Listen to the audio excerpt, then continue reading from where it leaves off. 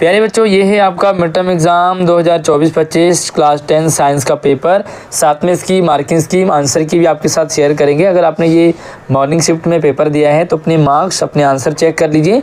साथ में next year आपके लिए ये एज ए सैम्पल पेपर बहुत यूज़फुल रहेगा, तो पूरी वीडियो को ध्यान से एंड तक देखें। आगे बढ़े, पहला सवाल शुरू करूँ उससे पहले वीडियो को लाइक करके अपने दोस्तों को भी क्लास ग्रुप में शेयर कीजिएगा। चैनल पर पहली बार आए हो तो सब्सक्राइब जरूर कर लेना, ताकि आने वाली सारी अपडेट वीडियो आपको लगातार मिलती रहेगी। सबसे पहला यहाँ पर आप देखोगे तो आपको 1 से 20 तक के जो क्वेश्चंस हैं वो MCQ टाइप के क्वेश्चंस होंगे, और 17 से लेकर के 20 तक 4 क्वेश्चंस आपको कारण, अभिकथन और कारण वाले होते हैं, जो नए टाइप के क्वेश्चंस आते हैं।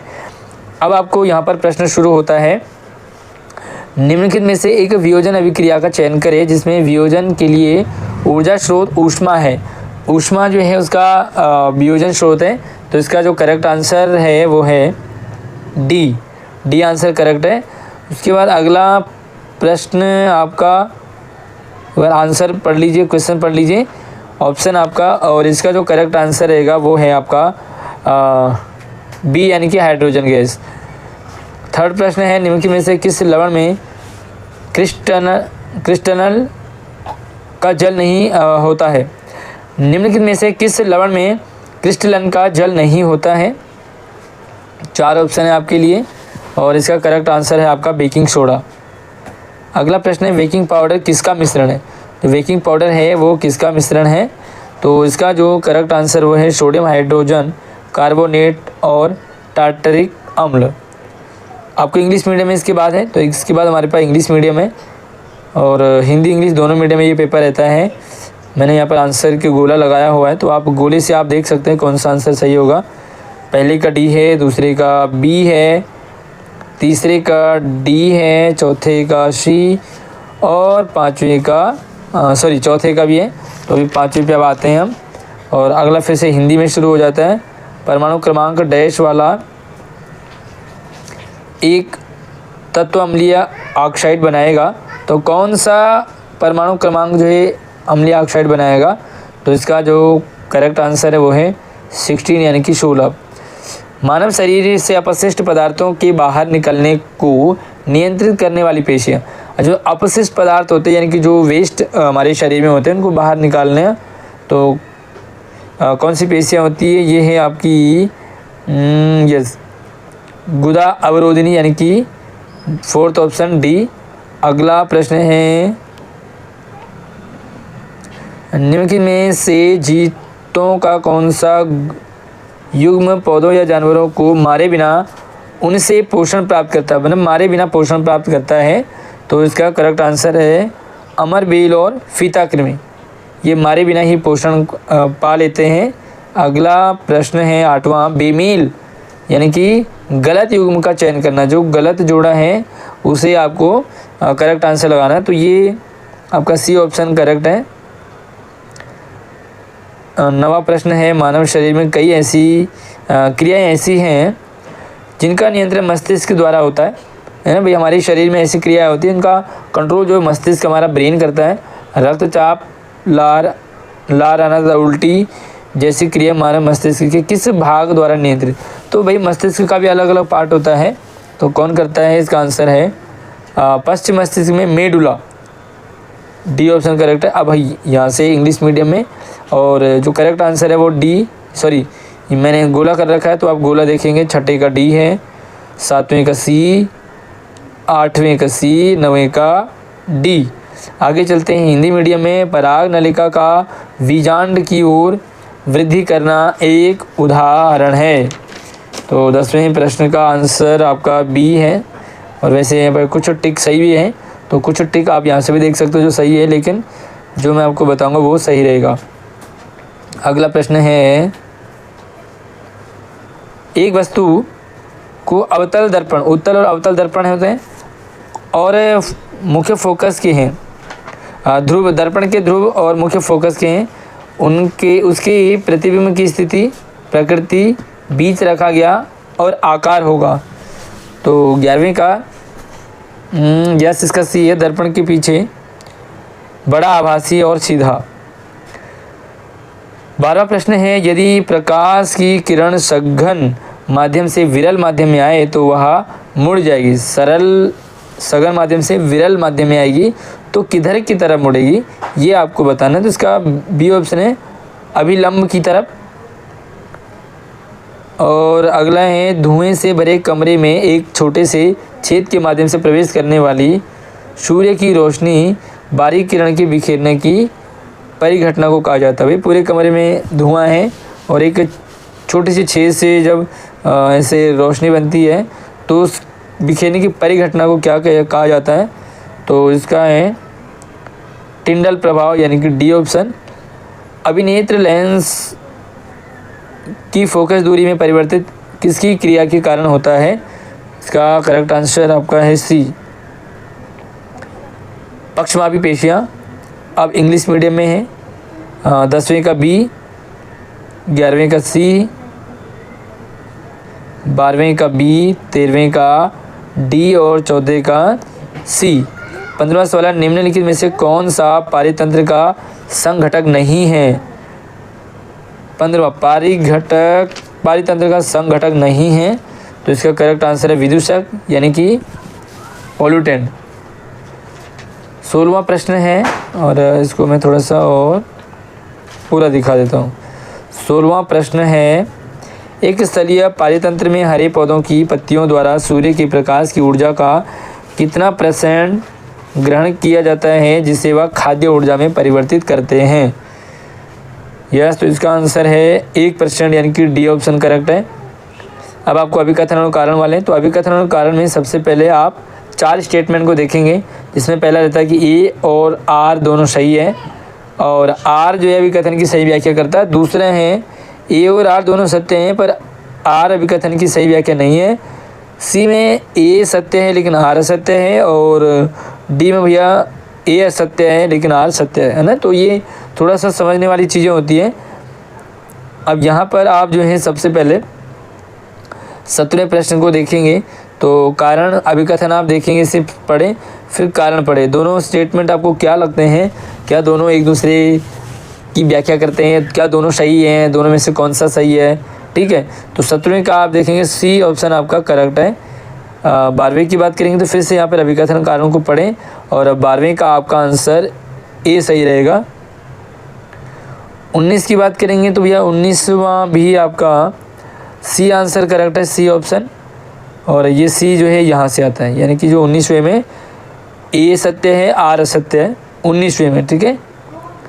आगे चलेंगे 20वें पे, उससे पहले इंग्लिश मीडियम के यहाँ पर हम 15 से देखेंगे। 15 का डी है, 16 का भी डी है 1%, 17 का मैंने आपको बताया सी, 18 का ए और 19 का सी। अब 20वें से हम हिंदी मीडियम में सबसे पहले देखते हैं और 20वें का जो आंसर रहेगा वो रहेगा बी फॉर बॉल। उसके बाद हमारे पास जो है खंड बासे यानी कि अब आपको लिखने वाले आंसर यहाँ से क्वेश्चन है 2-2 नंबर के यहाँ से मिलेंगे। निम्नलिखित स्थितियों में होने वाली अभिक्रियाओं का प्रकार लिखेंगे।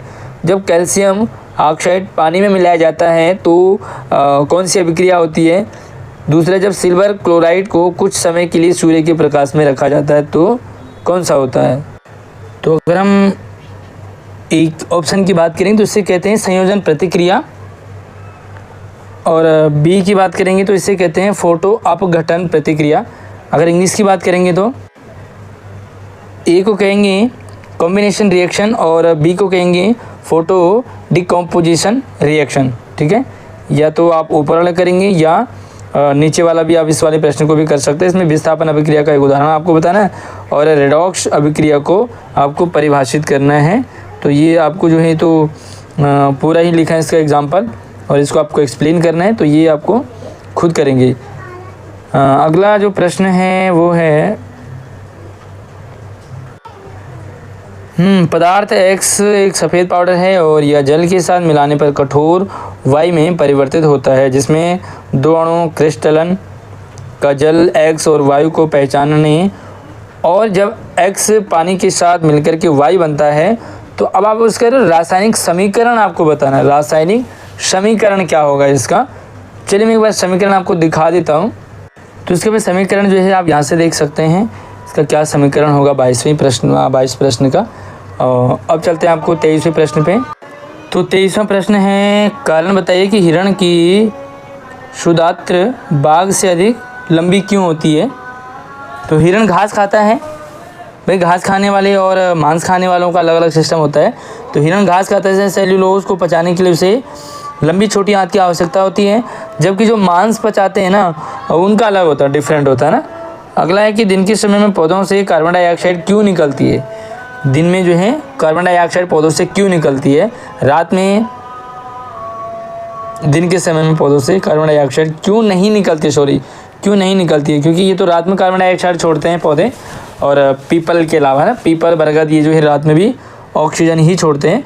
तो दिन के समय में प्रकाश संश्लेषण प्रक्रिया के लिए CO2 की आवश्यकता होती है ना, दिन में CO2 की आवश्यकता होती है, इसलिए वो कार्बन डाइऑक्साइड नहीं निकलता।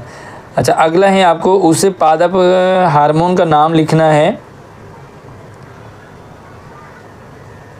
अच्छा, उस पादप हार्मोन का नाम लिखिए जिससे कोशिका विभाजन तीव्र होता है, तो उसे कहेंगे साइटोकाइनिन, है ना, काइनिन।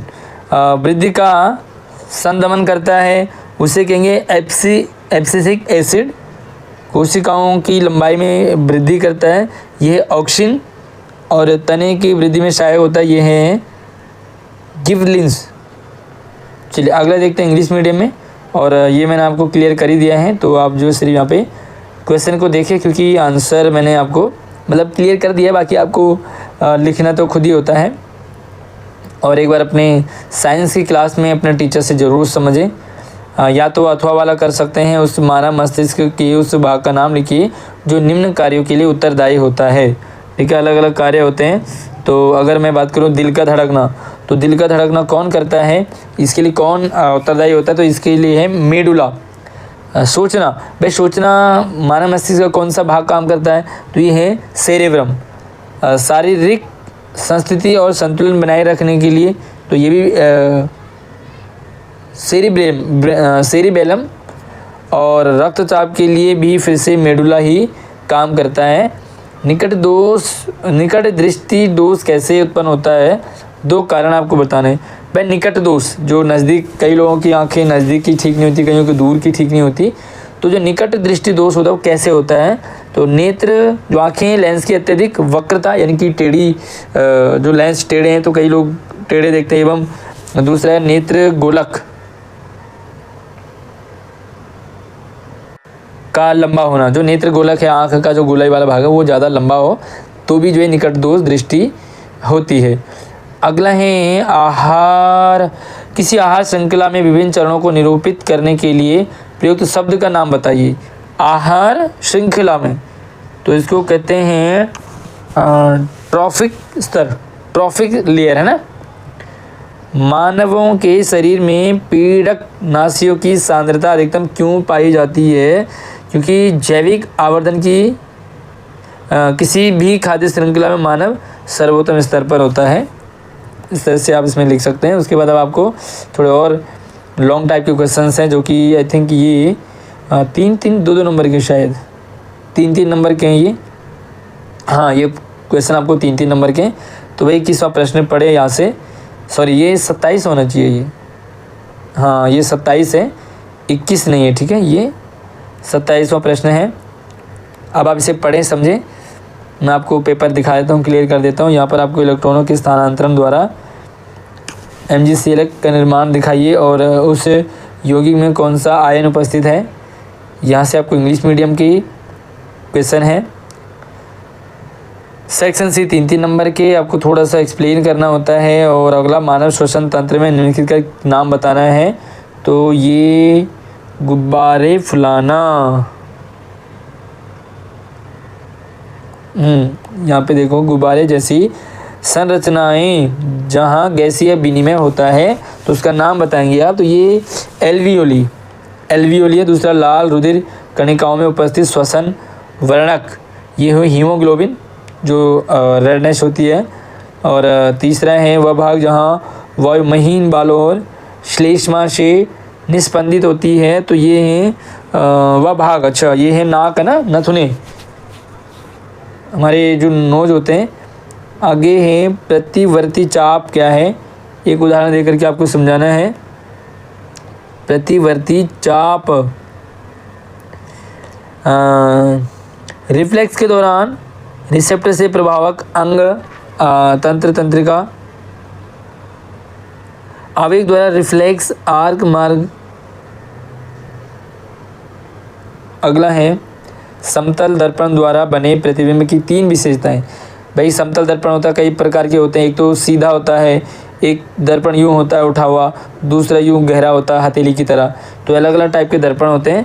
अब आपको वही बताना है कि जो समतल दर्पण द्वारा प्रतिबिंब की 3 विशेषताएं आपको बतानी है कि ऐसे जो दर्पण है, जो प्रतिबिंब है, वो कैसे बनेगा। समतल दर्पण में आभासी और सीधा बनेगा, है ना, समान आकार रहेगा, समान दूरी रहेगी, मतलब उसमें दूरी भी सेम दिखेगी। कुछ में ऐसा दिखता है कि लगता है दूर रहता है लेकिन पास में दिखता है, और कुछ में पास में होता है लेकिन दूर दिखता है, तो ये अलग है। लेकिन समतल दर्पण में क्या है कि समान दूरी होती है, समान आकार होता है, वस्तु से वस्तु की दूरी के बराबर होता है ना। तो इस तरह से आप यहाँ पे कुछ भी इसके अलावा लिख सकते हैं। और अगला है अपवर्तन का नियम आपको बताना है। प्रतिबिंब प्रकृति के आधार पे उत्तल और अवतल लेंस के मध्य एक अंतर लिखेंगे। उत्तल लेंस और अवतल लेंस के बीच में एक अंतर आपको बताना है, मतलब डिफरेंस क्या है। तो अगर हम उत्तल और अवतल लेंस में अंतर करेंगे तो जो अवतल लेंस होता है, अवतल का मतलब क्या होता है, हाथ हथेली की तरह। तो हथेली वाला जो लेंस है वो क्या होता है, आभासी होता है, सीधा प्रतिबिंब, डायरेक्ट जो है वो प्रतिबिंब होता है। और जो उत्तल लेंस होता है ऐसे उठा हुआ, तो वो वास्तविक यानी कि जो प्रतिबिंब रियल बनता है, और उल्टा प्रतिबिंब बनता है, उल्टा इमेज जो है उल्टी बनती है, राइट का लेफ्ट, लेफ्ट का राइट, इस तरह से। सोनू को अपनी दृष्टि सुधार के लिए 2.5D क्षमता के लेंस की आवश्यकता है। अब आपको बताना है कि वह किस प्रकार के दृष्टि दोष से पीड़ित है, और सुधारात्मक लेंस की फोकस दूरी और प्रकृति क्या है। तो इन दोनों का आंसर 1.5 नंबर में।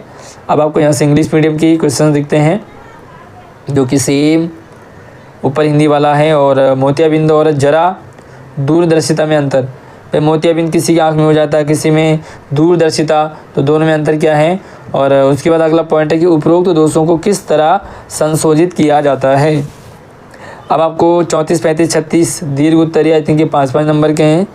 स्पष्ट आपको करना है, क्लियर करना। यहाँ पर स्टेटमेंट आपको दिए हुए हैं। कैल्शियम और मैग्नीशियम जैसी धातुएं प्रकृति में कभी भी स्वतंत्र अवस्था में नहीं पाई जाती, तो आपको स्पष्ट करना है आखिर क्यों। दूसरा, सोडियम, पोटेशियम और लिथियम को तेल के अंदर संग्रहित किया जाता है। ठीक है, तो आप एक बार इन्हें समझ लें, आप उनको आपको स्पष्ट करना है, क्लियर करना है। आई थिंक 5 पॉइंट है, एक पॉइंट नंबर के, या तो अथवा वाला कर सकते हैं आप। विद्युत अपघटन सेल और विद्युत धारा प्रभावित करने पर तावा कैसे परिष्कृत होता है, चित्र द्वारा। तो चित्र भी आप बनाएंगे इसमें, तो चित्र द्वारा आप समझा सकते हैं। दूसरा है भौतिक गुणों के आधार पर धातु और अधातु। धातु क्या होता है, अधातु क्या होता है, तो आप उनको भौतिक गुण के आधार पे आपको अंतर बताना है। पादपों में प्रकाश संश्लेषण प्रक्रिया के दौरान होने वाली घटनाओं का उल्लेख करेंगे। और अमीबा अपना पोषण कैसे प्राप्त करता है, इसको एक्सप्लेन करना है। जो अमीबा है वो अपना पोषण कैसे लेता है, खुद ही लेता है, तो आप एक्सप्लेन करेंगे। यहाँ से आपको इंग्लिश मीडियम के हैं। और आपको जो बचे हुए क्वेश्चंस हैं, या तो आप लास्ट वाले प्रश्न 35वें का ऑप्शन वाला भी है, या तो आप ऊपर वाला करेंगे या नीचे वाला। विभिन्न ऊर्जा में जीवों में ऊर्जा प्रदान करने के लिए ग्लूकोज के विघटन के विभिन्न तरीके कौन से हैं। और मछली में रुधिर परिसंचरण की व्याख्या आपको करनी है। 36वां, एक वस्तु 30 सेंटीमीटर फोकस दूरी के अवतल लेंस से 30 सेंटीमीटर की दूरी पर रखी गई है। अब आपको इसके बताना है कि लेंस सूत्र का उपयोग कर लेंस से प्रतिबिंब की दूरी आप बताएंगे, लेंस से प्रतिबिंब कितनी दूरी है। दूसरा, प्रतिबिंब की प्रकृति बताएंगे। और तीसरा जो है, आप भाग 2 में अपने उत्तर की पुष्टि के लिए चित्र नामांकित चित्र भी आप बनाएंगे, या तो नीचे वाला कर सकते हैं या ऊपर वाला। चलिए अब आपको इंग्लिश मीडियम में यहाँ से 36 और यहाँ से आपको मिल जाते हैं केस स्टडी वाले 37, 38, 39 3 प्रश्न हैं। आपको ये पढ़ना है, समझना है। और उसके बाद इससे रिलेटेड आपको यहाँ पर क्वेश्चन मिलते हैं 3। तीसरे का आपको ध्यान रखना है कि या तो आप ये वाला करेंगे या ये वाला करेंगे। इसका मतलब ये पहला ए और बी तो दोनों सबको करना ही है। 38वां भी सेम है आपको। और अब ये इंग्लिश मीडियम है 37, 38 केस स्टडी बेस्ड जो है क्वेश्चन।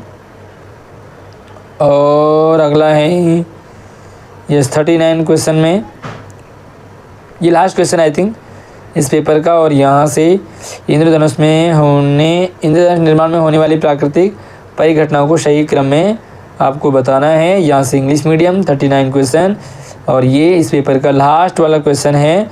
तो कितना इजी कितना टफ लगा आपको कमेंट में ज़रूर बताइए। आप इस वीडियो को कौन से स्कूल से देख रहे हैं, अपने स्कूल का नाम भी मेंशन कीजिए। और अगली वीडियो मिलते हैं, तब तक आप अपना ख्याल रखिए।